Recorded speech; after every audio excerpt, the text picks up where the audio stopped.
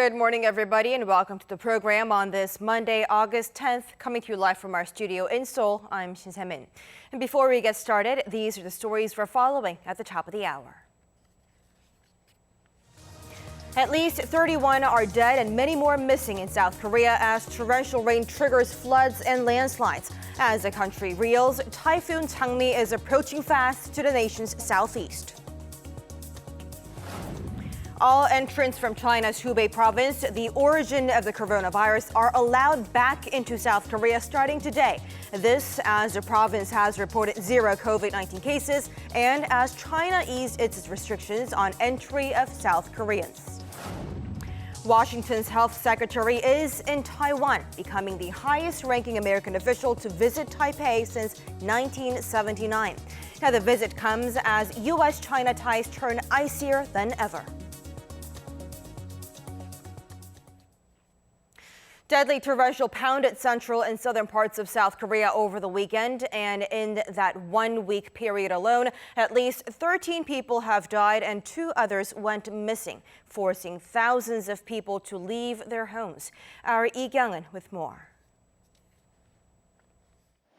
Due to the past 9 days of heavy monsoon rain in South Korea, 31 people have died and 11 gone missing. Nearly half of the casualties were reported over the last weekend when torrential rain slammed the central and southern part of the country. Authorities say 13 people died and 2 went missing from Friday to Sunday, while some 4,400 had to evacuate. That amounts to nearly 7,000 evacuees in total. The country's southwestern Jeollabuk-do province is among the hardest hit areas.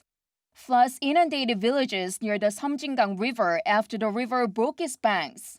In the southern part of Jeollado province, much of Gokseong County is now covered with mud due to a massive landslide. In Gyeongsangnam-do province, people are dealing with an enormous amount of trash that flowed in due to the water bomb. Recovery work is underway in the affected areas. Among some 13,000 facilities that have been destroyed, including farmland, about 2/3 have received emergency recovery aid. To speed up efforts, Finance Minister Hong Nam-gi is urging the government to provide aid immediately, even calling for the use of extra budget if necessary. Currently, families living in areas recently declared so-called special disaster zone can receive about $800 if their homes are flooded, $5,400 in case of partial destruction, and some $10,000 for total destruction. To further ease the burden on the people, he ordered payment dates for electricity bills, health insurance, and national pensions be delayed. Lee Kyung-in, Arirang News. And now for a look at how much the capital region has received rain over the weekend, we go straight live to our reporter standing by at the banks of Han River that divides Seoul into 2.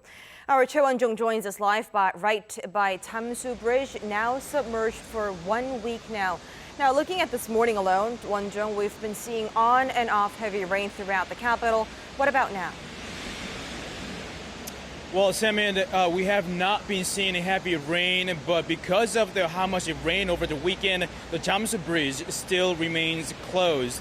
The water level on the Han River is now up to 8 meters, which is still far higher than usual.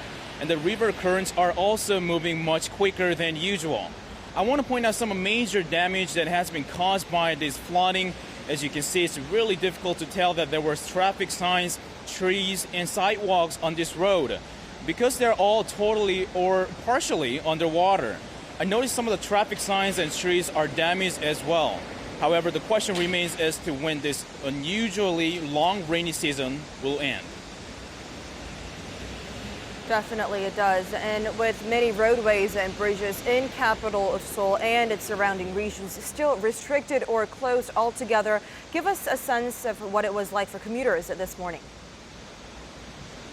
Well, it's a little after 10 a.m. right now, but we can be sure that it was not the easiest commute, as many roads and express were partially blocked off, and we only had some light shower this morning. As a result, major expressways like the Olympic and Dongbu expressways are partially open. However, this can change if the water level rises again. So be sure to check for the traffic updates. Authorities will look to minimize inconvenience for Seoul residents on their way to work. The Seoul Metropolitan Police Agency located over 1,200 police officers along major roadways in a bid to keep traffic flowing. In addition to this, the Seoul Metropolitan Government is operating more subways and buses during the rush hour periods until the situation stabilizes. Reporting live from Jamsu Bridge, back to you, Semin. That was our Choi Won-jung at Jamsu Bridge. Thank you. Up in the northern parts of the peninsula, North Korea has sent troops to a flood-stricken area to help with recovery efforts following days of heavy rain.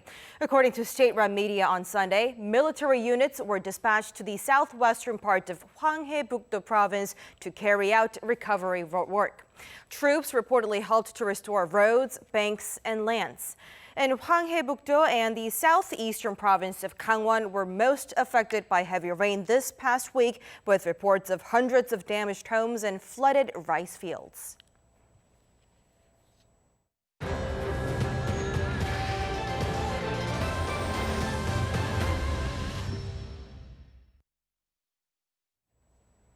Starting this Monday, arrivals to South Korea from China's Hubei province, the initial epicenter of COVID-19 outbreak at the end of last year, will be allowed to enter the country.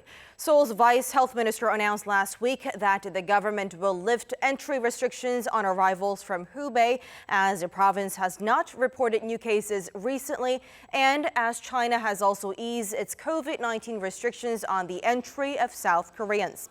Now, the South Korean government has imposed entry bans on foreigners who visited or traveled to Hubei province, including the city of Wuhan, since early February. The number of COVID-19 cases around the world has surpassed a grim new milestone. According to Worldometer, globally recorded COVID-19 infections topped 20 million as of late Sunday GMT, with deaths worldwide above 733,000. And the world's worst affected country, the United States, has also reported over 5 million cases of COVID-19, with 40% of which are concentrated in 5 states.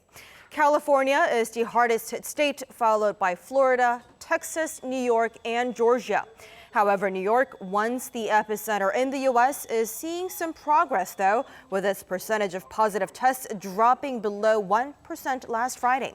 Now, that is in sharp contrast to Georgia's almost 19.5% on the same day, the highest figure recorded in the state since the outbreak. Now, despite the continuing spread, a new national poll shows that 1 out of 3 Americans will not get a COVID-19 vaccine, even if it's free. The U.S. health chief is in Taiwan for a 3-day visit, despite objections by China against official contact between Washington and Taipei. Now, the highest level visit in decades is expected to further damage U.S.-China relations. Our Kim Jae-hee explains. U.S. Secretary of Health and Human Services Alex Azar arrived in Taiwan on Sunday, adding to frictions between the U.S. and China, which sees the island as its own territory. The health chief's 3-day trip aims to strengthen economic and public health cooperation between the U.S. and Taiwan amid the COVID-19 pandemic. After meeting Taiwanese President Tsai Ing-wen on Monday, he'll reportedly sign a memorandum of understanding on health cooperation with the Taiwanese government. This is the highest level visit by an American official in 4 decades since the U.S. broke off its official ties with Taipei in 1979 in favor of Beijing. Beijing has already protested the health chief's visit, claiming it is a betrayal of U.S. commitments not to have official contact with Taiwan. We urge the U.S. side to abide by the One China principle and the provisions of the 3 China-U.S. joint communiques, stopping all forms of official contact with Taiwan, handling Taiwan-related issues prudently and properly, and refraining from sending any wrong signals to the Taiwan independence forces before serious damage is caused to our bilateral relations and the peace and stability across the Taiwan Straits. Amid the escalating tensions between the 2 superpowers, a Chinese think tank claims the aircraft carrier USS Ronald Reagan has been patrolling the waters between Taiwan and Japan. The SCS Probing Initiative tweeted that the carrier was spotted in the East China Sea on Saturday. Kim Jae-hee, Arirang News. A Japan-based newspaper claims that North Korea's nuclear weapons are aimed at Japan, with almost the entire country under threat. The Sankei Shimbun reported Monday that the North's true purpose of developing ballistic missiles is not to deter the U.S. like it claims, but rather to target Tokyo.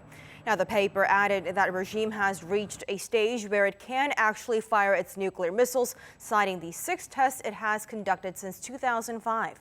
It also noted that Japan is also subject to the threat posed by the regime's submarine-launched ballistic missiles, given that the North's test launch on an SLBM last October successfully landed in its exclusive economic zone. Over 30 world leaders have held a virtual conference hosted by France's president aimed at offering emergency humanitarian aid to Lebanon after a deadly blast killed hundreds and left countless more homeless. Our Lee Seung-jae with the details. Hosted by French President Emmanuel Macron, the virtual emergency donor conference was held Sunday, with over 30 nations pledging to help the people of Lebanon as they attempt to pick up the pieces after last week's massive explosion, which killed hundreds and left many more without homes. The objective of the conference is to bring our resources together so that we can provide a concrete response to the needs of the population of Beirut. The participants pledged $298 million in emergency relief to help Lebanon recover. President Macron added that the world powers must put aside their differences and support the Lebanese people, whose country's future, he said, was at stake. On a related note, U.S. Defense Secretary Mark Esper says it's still not known what caused the explosion in Beirut, after earlier downplaying President Trump's comments that the blast may have been a result of an attack. Other defense officials have echoed those remarks, as the U.S. military does not have any information pointing to an attack. In Lebanon, the nation's information minister Manal Abdel Samad has resigned, marking the first government official to step down since the explosion. In a resignation statement Sunday, she apologized to the Lebanese people for failing them. The Lebanese people are furious with the government and have vowed to keep protesting after a night of street clashes during which they stormed several ministries. Lee Seung-jae, Arirang News.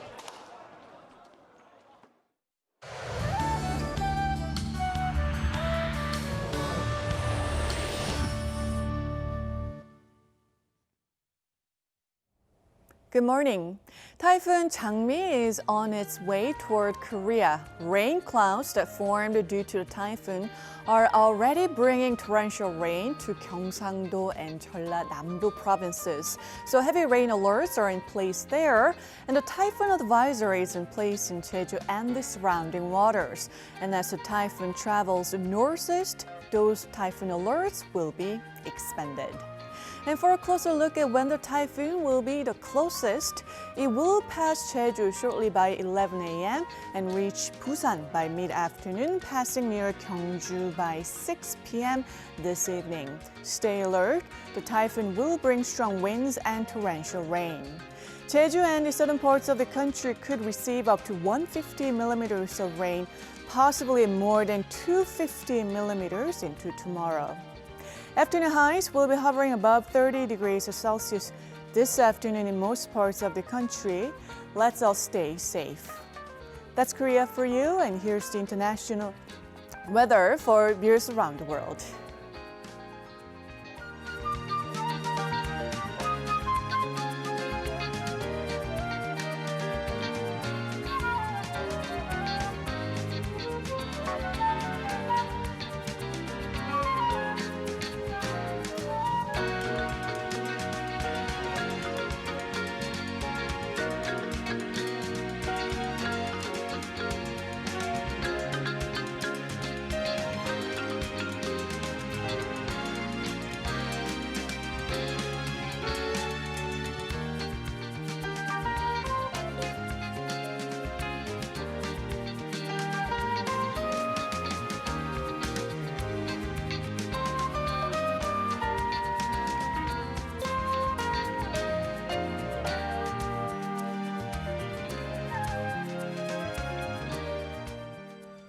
That is all the news we're following at this hour, but we'll be back with more of the day's headlines coming up at noon Korea time, so do stick around. Thanks for watching and goodbye.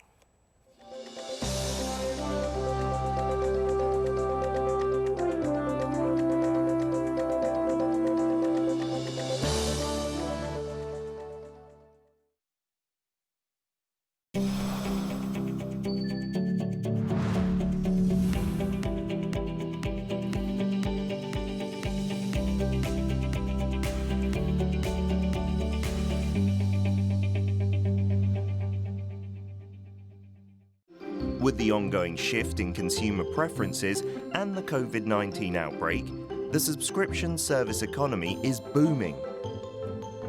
Moving beyond the familiar media subscription services, businesses are applying the subscription model to a variety of